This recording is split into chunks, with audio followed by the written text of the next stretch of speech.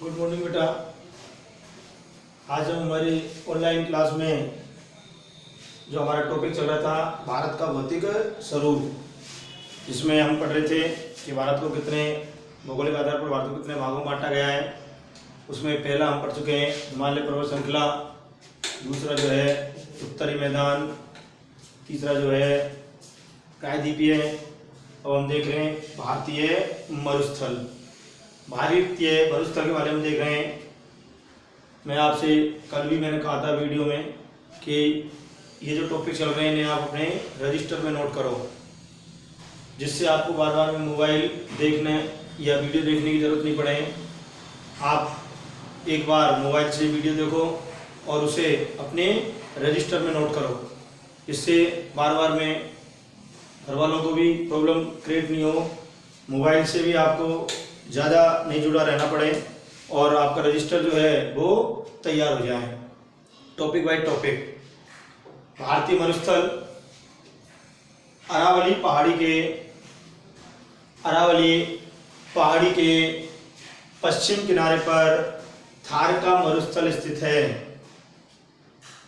अरावली पहाड़ी के पश्चिमी किनारे पर थार का मरुस्थल स्थित है।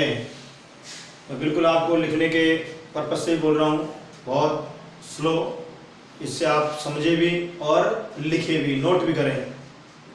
भारतीय मरुस्थल अरावली पहाड़ी के पश्चिमी किनारे पर स्थित है। यह बालू के टिब्बों से ढका, यह बालू मिट्टी, यह बालू के टिब्बों से ढका एक तरंगित मैदान है। एक तरंगित मैदान है। इस भारतीय मरुस्थल क्षेत्र में प्रतिवर्ष 150 सेंटीमीटर तथा मिलीमीटर के जो है वर्षा होती है, उससे भी कम। एक बार पुनः देखो,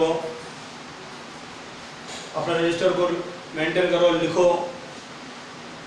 अरावली पहाड़ी के पश्चिमी किनारे पर भारतीय मरुस्थल स्थित है और यह बालू के टिब्बों से ढका एक तरंगित मैदान है। इस भारतीय मरुस्थल क्षेत्र में प्रतिवर्ष 150 मिलीमीटर के समथिंग, उससे भी कम जो है वर्षा होती है। इस शुष्क जलवायु वाले कौन सा मरुस्थल क्षेत्र, जो भारतीय मरुस्थल क्षेत्र है, इस शुष्क जलवायु वाले क्षेत्र में वनस्पति बहुत कम है।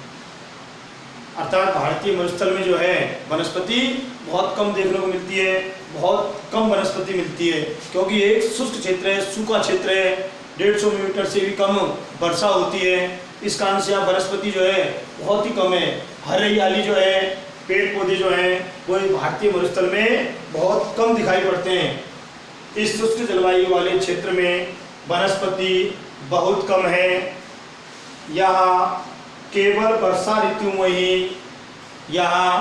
केवल वर्षा ऋतु में ही कुछ सरिताएं दिखती है। जब बरसात होती है, बरसात का मौसम है, वर्षा ऋतु, उस समय ही भारतीय मरुस्थल में कुछ सरिताएं दिखती है। अर्थात पानी की जो है कुछ लहरें जो है, कुछ सरिताएं जो है वो दिखाई पड़ती है और उसके बाद वे बालू में ही विलीन हो जाती है। अर्थात बिल्कुल भूरा मिट्टी है, शुष्क क्षेत्र है, सूखा क्षेत्र है, 150 मीटर से भी कम उसमें वर्षा होती है। इस कारण से बरसात के समय पर ही इस भारतीय मरुस्थल में कुछ सरिताएं, अर्थात पानी की कुछ धाराएं जो हैं वो दिखाई पड़ती है। लेकिन वो धाराएं धीरे धीरे जो बालू मिट्टी है भारतीय मरुस्थल की, उस बालू मिट्टी में ही क्या हो जाती है, विलीन हो जाती है। उस बालू मिट्टी में ही विलीन हो जाती है।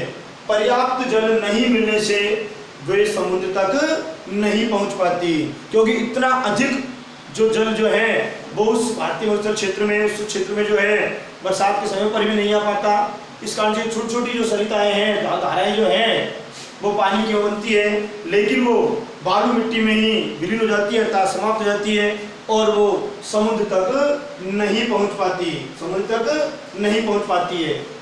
केवल लूनी ही क्षेत्र की सबसे बड़ी नदी है, अर्थात भारतीय मरुस्थल क्षेत्र की सबसे बड़ी जो नदी है वो है लूनी। कौन सी नदी है? लूनी नदी। और तो उसके एक बार देख लो, ये जो भारतीय मरुस्थल क्षेत्र है इसमें वनस्पति बहुत कम है, बहुत कम वनस्पति मिलती है।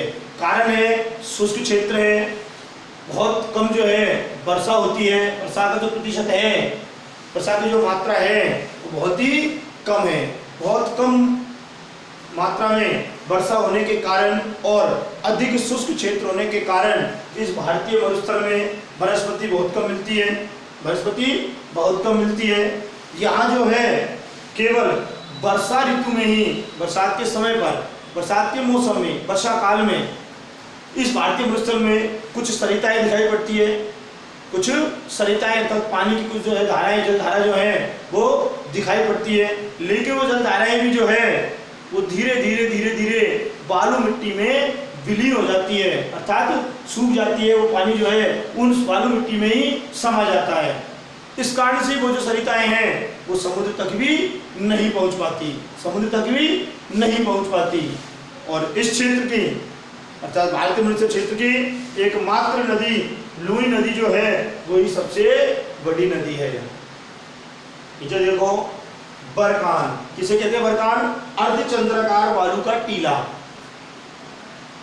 बालू का अर्धचंद्राकार जो टीला होता है उसे बरकान भी कहते हैं, बरकान के नाम से भी जानते हैं। बेरकान, बरकान अर्धचंद्राकार बालू का टीला, उसे बरकान भी कहते हैं। इसका विस्तार बहुत अधिक क्षेत्र पर होता है, अर्थात बालू जो टीला होता है हम देखते हैं बूढ़ा मिट्टी का, बूढ़ा मिट्टी का जो है वो बहुत बड़ा टीला होता है अर्धचंद्राकार, वो बहुत बड़े क्षेत्र पर होता है। लेकिन लंबवत टीले भारत पाकिस्तान सीमा के समीप प्रमुखता से पाए जाते हैं। लंबवत टीले एक साथ जो है आपको लगातार टीले, बूढ़ा मिट्टी के टीले जो है, रेतीले टीले जो हैं वो भारत पाकिस्तान की सीमा पर दिखाई पड़ते हैं। भारतीय मरुस्थल में जो है भारतीय सीमा पर भारत और पाकिस्तान की सीमा पर जो है आपको लंबवत जो है ऐसे टीले दिखाई देंगे। कैसे टीले? बरकान अर्धचंद्राकार बालू का टीला। चिल्का झील, ये टॉपिक है, छोटा एक लाइन वाला क्वेश्चन है कि भाई चिल्का झील भारत में खारे पानी की सबसे बड़ी झील है। भारत में खारे पानी की सबसे बड़ी झील चिल्का झील। क्या नाम है उसका? चिल्का झील। चिल्का झील जो है भारत में खारे पानी की सबसे बड़ी झील है और ये कहाँ है? उड़ीसा। ये जो है उड़ीसा में महानदी डेल्टा के दक्षिण में स्थित है। कौन सी? चिल्का झील भारत में खारे पानी की सबसे बड़ी झील है और ये उड़ीसा के महानदी डेल्टा के दक्षिण में स्थित है। नेक्स्ट लाइन, अंतिम लाइन आपकी, दोआब। दोआब किसे कहते हैं? तो दो नदियों के बीच का जो भाग होता है उसे दोआब के नाम से जाना जाता है। इस प्रकार आपका ये टॉपिक, चार टॉपिक जो है ये आपके रजिस्टर में नोट होने चाहिए। नेक्स्ट हम कल पढ़ेंगे, लेकिन ये पूरा आपका चैप्टर पूरा होगा उन दो टॉपिक के बाद। टॉपिक और देखेंगे हम तटीय मैदान और द्वीप समूह, उसके बाद आपका ये टॉपिक पूरा होगा, चैप्टर पूरा होगा। आपको पूरा जो है रजिस्टर में से नोट करना है, अपना रजिस्टर तैयार करना है। फिर जो चीज़ आपके समझने से रह जाए, नहीं आ रही, समझ में नहीं आई या फिर कुछ लिखने से आपको रह गया या कुछ लिखाने से में रह गया, वो आपको ऑनलाइन क्लास के समय पर पूरा करा दिया जाएगा। आप लगातार अपने रजिस्टर को मेंटेन करो जिससे मोबाइल का यूज आपको कम से कम करना पड़े।